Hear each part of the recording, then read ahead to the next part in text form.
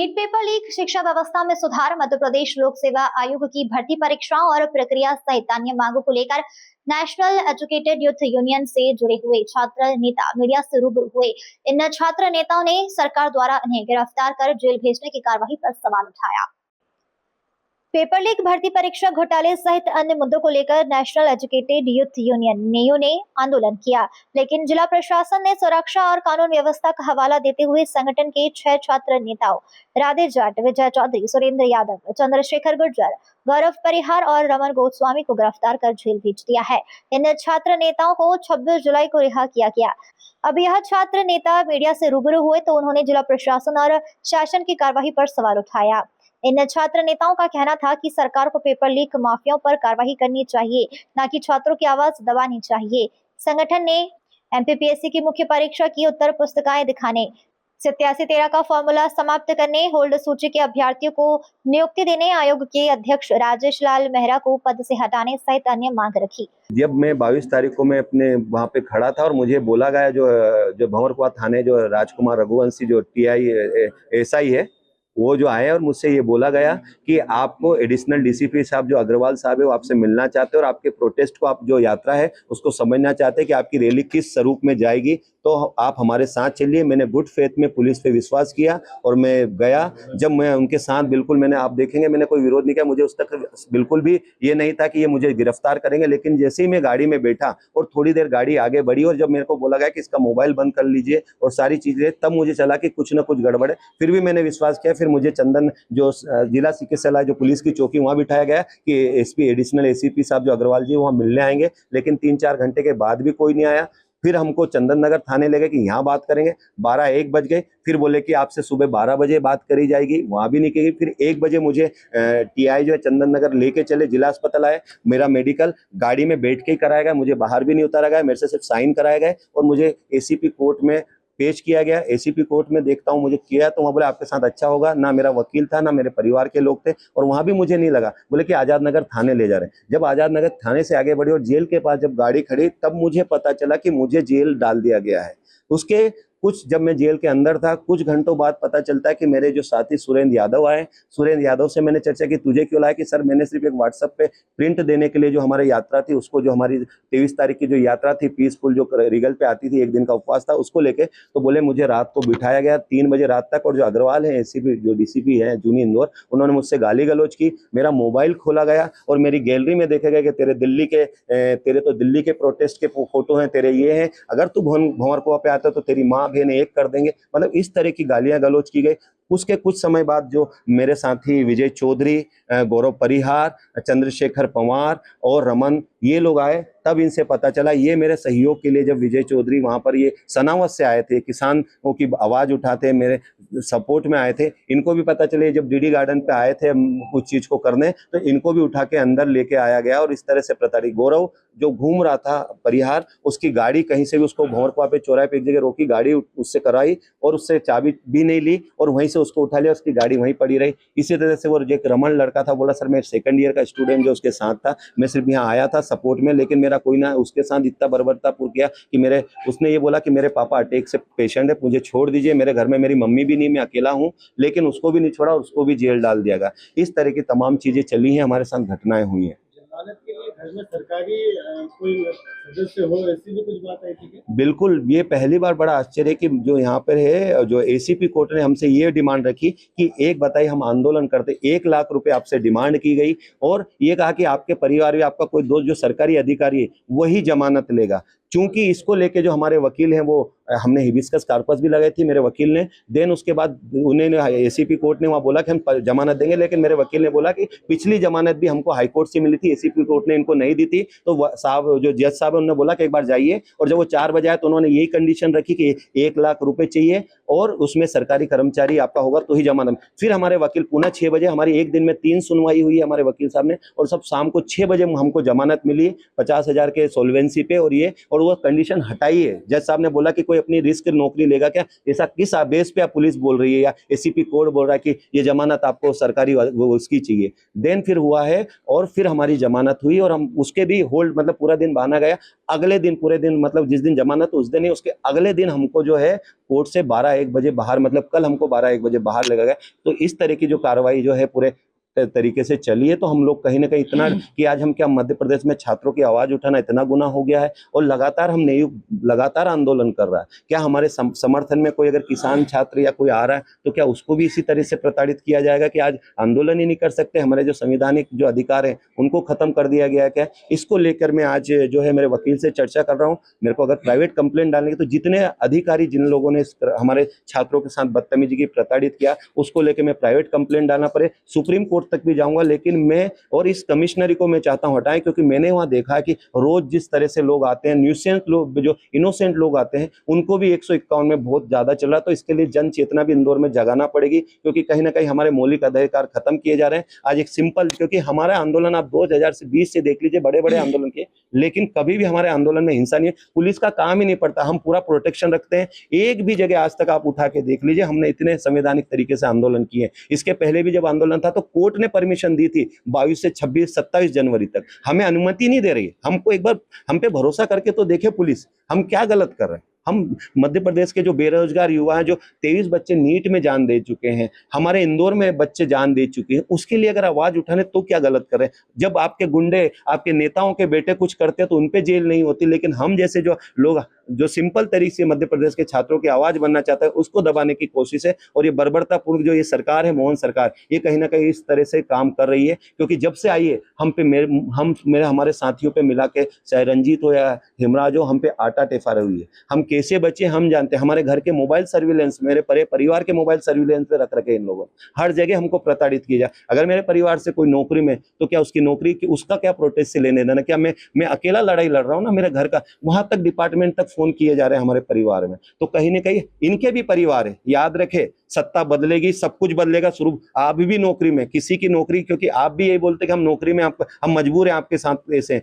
लेकिन परिवार सबके होते हैं। हम तक जो करना है करिए, मुझको फांसी पे चढ़ाना मैं तैयार हूं, लेकिन मेरे परिवार पे आंच आएगी तो आपके सब चीजें चलेगी। क्योंकि हम बड़े दुखी हैं, क्योंकि मैं 5 दिन से जेल में हूं। मेरे परिवार को प्रताड़ित किया गया, मेरा छोटा भांजा पड़ता है, उसका मोबाइल सर्विलेंस पे रख लिया। तो इस तरह की जो बातें चल रही हैं, इस तरीके जो यहाँ कमिश्नरी चल रही है, और इस तरह से हमारे साथ बर्ताव ये सरकार कर रही है, ये बहुत हमारे मौलिक अधिकारों का हनन है। और हम चाहते हैं, सरकार से चाहते हैं, संवाद चाहते हैं, हम चाहते हैं सरकार हमसे बात करे, लेकिन हम समस्या लेके आए हैं ना मध्य प्रदेश की। तो ये सारी चीजें हैं जो हमारे साथ हुई है। इसीलिए आज हमने ये प्रेस कॉन्फ्रेंस भी रखी थी कि मध्य प्रदेश के जो प्रमुख मुद्दे हमने इसमें रखे, हमने क्या क्या मांगे, ये भी हमने इसमें दिया है। पर ये है कि हम लोगों को प्रोटेस्ट करने की अनुमति मिले, हम जाएंगे फिर से प्रोटेस्ट करने, और हम अनुमति भी लेंगे। हम देखते हैं इस बार, हम आप सब मीडिया बंधु, अगली जो हम हैं, जब भी जाएंगे अनुमति 1-2 महीने की, ये बोलते कि 10 दिन पहले, तो हम 1 महीने पहले देंगे। और आप सबसे बताएंगे कि देख लिया हम कितनी तैयारी, हर बार प्रोटेस्ट करते हैं, लेकिन हमें हर बार, क्योंकि हम सही के साथ हैं और हम कभी भी विरोध नहीं करते, हम सिर्फ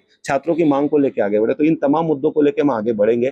तो और हमारे जो साथी सनावत से आए हैं, विजय चौधरी, जो मतलब 23 तारीख से जेल में थे और आज भी यही इस चीजों को लेकर लड़ रहे हैं। तो ये कहीं ना कहीं हमारे लिए बहुत, और हमारे हर साथी को प्रताड़ित किया गया, क्योंकि मोबाइल बंद रखना तो बहुत हमारे लिए परेशानी का सबक रहा है। देखिए, जो छात्रों की मांगों को लेके जो हम लोग लगातार आंदोलन कर रहा है, नेशनल एजुकेटेड यूथ यूनियन, वही मांगे हैं जो हमारी प्रमुख मांगे, जो 2019 से कॉपियां नहीं दिखाई जा रही, 87-30% के फॉर्मूलों को बाहर, उसमें को 100% पे रिजल्ट दिया जाए, इंटरव्यू के मार्क्स किए जाए, और जो 4 लाख पद मध्य प्रदेश में खाली है उनको भरा जाए। और जिस तरह से पेपर लीक और जो माफिया, जो शिक्षा माफिया है, उन पर जो यहाँ पर फास्टैग कोड बना दिया गया है, लेकिन वो सिर्फ बातों में या सरकार की भाषणों में होता है, लेकिन उस पर कोई भी कार्रवाई नहीं होती। और जो छात्र संगठन आंदोलन करते हैं उनको जेल भेज दिया जाता है। तो हम 3 मांगों से बात करें, सरकार को ये कहना चाहते हैं, मोहन सरकार को, कि इन मांगों पे जो हमारी मांगे हैं, प्रमुख मांगे जो नेयू बार-बार मांगे कर रहा है, इन पर कार्रवाई करे। और छात्र आंदोलन जो मध्य प्रदेश में, जो इंदौर में जो कमिश्नरी चल रही, जो 151 में गलत तरीके से हम जैसे छात्रों, आंदोलनकर्ताओं को उठा लेती है और बात करने के बहाने जेल में डाल देती है, और उसमें जो है सरकारी जमानत तक की बात करती है कि कोई आपके परिवार में सरकारी है या कोई दोस्त है, वही जमानत ले लेगा। तो इस तरह की जो कार्रवाई बार-बार हम लोगों पे की जाती, छात्र जो आंदोलनों को दबाने की कोशिश कर रहे हैं। हम पीसफुल प्रोटेस्ट कर रहे हैं, और अभी लगातार हम 2020 से जो national educated youth union protest करता है, पीसफुल करता है, आज तक हमारे प्रोटेस्ट में कोई ऐसी चीज नहीं। तो उन चीजों को लेकर हम चाहते हैं कि हमको छात्र आंदोलन के लिए अनुमति मिले, और जिस तरह से जो एक ड्राफ्ट बने, जिस तरह से काड़ा कानून वहां पे पास हुआ था, वो सिर्फ मध्य प्रदेश में भी जल्द से जल्द लागू हो। हो और उस पर कार्रवाई हो, और जो 4 लाख पद खाली है उनको जल्द से जल्द भरा जाए, वो भाषणों में ना रहे। तो साथियों, मेरा नाम विजय चौधरी है, मैं निमाड़ संभाग से आता हूँ। जब हमारी नेशनल एजुकेटेड यूथ यूनियन के माध्यम से हमारी छात्रों की रैली निकलने वाली थी धर्मेंद्र प्रधान जी के इस्तीफे और छात्रों की अन्य मांगों को लेकर, डीडी गार्डन से लेकर ईगल चौराहे तक, किंतु मैं जैसे ही भंवर कुआं के डीडी गार्डन पर पहुंचा, वैसे ही पुलिस ने मुझे कुछ भी ना कह के पुलिस ने डायरेक्ट उठा लेती है और नज़रबंद कर देती है, और जैसे ही गाड़ी में बिठाती है मेरा मोबाइल बंद कर दिया जाता है। न मेरे साथियों को सूचना की जाती है, मेरी कार वहीं पर खड़ी थी, न मेरे घर किसी को बताया जाता है। बोलता हम सिर्फ जानकारी और आपसे पूछताछ करने जा रहे हैं। जब मेरे से पूछताछ की गई तो मुझे अंदर पुलिस ने प्रताड़ित किया कि आपके क्षेत्र में किसानों की आवाज़ उठाकर जब चाहो तब चक्का जाम करते हो, जब चाहो तब आप किसानों की मांगों को लेकर धरने पर बैठ जाते हो। लेकिन इन्होंने जिस प्रकार से हमें, पुलिस प्रशासन ने जिस प्रकार की हरकतें की है छात्रों के साथ, ये बहुत गलत है। हम किसी से कोई डरने वाले नहीं हैं, आगे भी हमारी लड़ाई जारी रहेगी और हमें प्रमुख मांगों में यही रहेगा कि जो पेपर लीक होते हैं उनसे बचाव होना चाहिए। सरकार को अपने ये जो जितने भी भ्रष्ट अधिकारी है इन्हें बर्खास्त करना चाहिए, क्योंकि किसान परिवार का बेटा, मजदूर परिवार का बेटा जब इंदौर में पढ़ाई लिखाई करने के लिए आता है तो एक आस लेकर आता है, लेकिन उसे क्या पता कि मैं 18 घंटे भी पढ़ाई कर लूँगा, लेकिन जनगद्दार जनप्रतिनिधियों के बच्चे ही यहाँ पर पेपर खरीद के, अधिकारियों के बच्चे पेपर खरीद के जिस प्रकार से अपनी नौकरियां पाएगा, तो गरीब किसान मजदूर भाइयों के बच्चे आज वहीं वापस जाकर उन्हें जिस प्रकार से उनके दादाजी पिताजी करते आ रहे हैं उसी प्रकार से काम करना पड़ेगा। लेकिन इन अन्याय के खिलाफ ये जेल वगैरह से हम डरने वाले नहीं हैं और मजबूती से लड़ेंगे। जिस प्रकार से बहुत जगह मैंने देखा कि हमारे बहुत सारे जैसे पत्रकार साथी है, उनसे भी किसी प्रकार की बर्बरता जो इस प्रकार से हुई है छात्र आंदोलन में भी, ऐसा नहीं है। क्या है कि प्रत्येक व्यक्ति किसी भ्रष्ट में लिप्त नहीं होता है, किंतु जो गलत व्यक्ति है उनके माध्यम से अच्छे व्यक्ति भी जाते हैं, तो इनमें से हमें अच्छे व्यक्तियों का चयन करना पड़ेगा और उनके साथ भी खड़ा रहना पड़ेगा। हम सिर्फ गलत के खिलाफ है, सत्य के साथ हम भी आज खड़े हैं, चाहे किसी भी प्रकार का विभाग। देखिए, ये जो छात्रों के द्वारा ये लगा गया, ये तो क्या है कि एक राजनीतिक समीकरण बनाना चाहते हैं। ये छात्रों की लड़ाई थी। ये नीट पेपर के साथ साथ हमारी जो मध्य प्रदेश की जो प्रमुख छात्र, जैसे मध्य प्रदेश में भी जो नीट पेपर के साथ साथ MPPSC, व्यापम, हम देखें तो अधिकतर नीट के बच्चे के अलावा जो धरने पर बैठे थे वो MPPSC और MP-ESB के और जो पटवारी घोटाले के हैं वो छात्र वहां पर शामिल थे। कहीं न कहीं हमारे हक की बात होगी। जब उन छात्रों ने हमारे राष्ट्रीय अध्यक्ष राधे जाट जी, हमारे हेमराज भाई गुजर, हमारे रंजीत जाट सर, ये जितने भी हमारे पदाधिकारी थे न्यू के, उनसे स्पेशल संपर्क किया था कि भैया हमारी भी मांगे होना चाहिए, हम भी इतने दिनों से प्रोटेस्ट कर रहे हैं, और उसके साथ नेहरू पहले से ही खड़ा था। जब हमने नीट के साथ इन्हीं बातों को जब आगे रखा तो इस प्रकार का समीकरण इन्होंने बना दिया गया कि इस हमारे जो है MPPSC की बात नहीं होगी, किंतु हम तो पूरे प्रदेश के जो छात्र है, चाहे नीट के हो, MPPSC के हो, चाहे किसी भी प्रकार के छात्रों के साथ अगर गलत हो रहा है, इवन यहाँ तक कि उनके साथ अगर भोजन से संबंधित भी अगर इंदौर में है, उनके हॉस्टलों में भी किसी प्रकार के उनको कॉलेज स्कूल में भी प्रताड़ित किया जाएगा, तो नेहरू संगठन सभी छात्रों के साथ में आंदोलन हुआ, छात्र आंदोलन, केंद्र सरकार ने संज्ञान लिया और उन्होंने छात्रों की मांगों को माना, तो आखिर फिर मध्य प्रदेश में छात्र की मांगों को मांग करने वाले लोगों का दमन क्यों किया जा रहा है? मुख्यमंत्री जी ने कहा कि हम फास्ट ट्रैक कोर्ट बनाएंगे, लेकिन हमारी उनसे ये प्रश्न है कि आपने आज तक पटवारी भर्ती की जो जांच रिपोर्ट है उसको सार्वजनिक क्यों नहीं किया? एक और तो आप पारदर्शिता की बात करते हैं, लेकिन दूसरी ओर घोटालों पर पर्दा डालने का काम करते हैं। तीसरा हमारा उनसे प्रश्न है कि आप पेपर लीक को रोकने के लिए क्या करेंगे?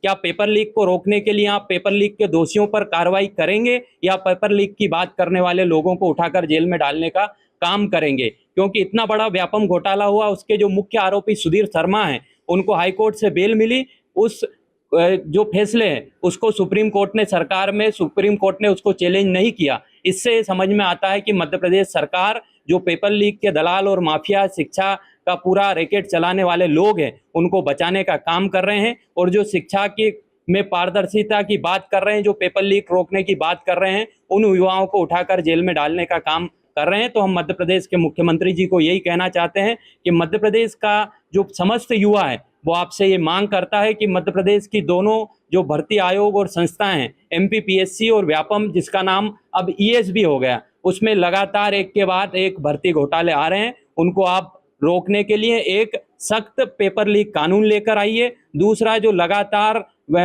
एक के बाद एक बेरोजगारी की दरें बढ़ती जा रही है, उसको रोकने के लिए आप जो 4,87,000 से ज़्यादा पद खाली पड़े हैं उन पर भर्ती करने का काम कीजिए। इसके साथ ही जो मध्य प्रदेश में डाइंग केडर मध्य प्रदेश की सरकार लेके आ रही है, कई पदों को डाइंग केडर के माध्यम से खत्म कर रही है, उस फैसले को मध्य प्रदेश सरकार वापस ले और डाइंग केडर के जो पद खाली है उन पर भर्ती करने का काम करें। इंदौर से नेशन टाइम की रिपोर्ट।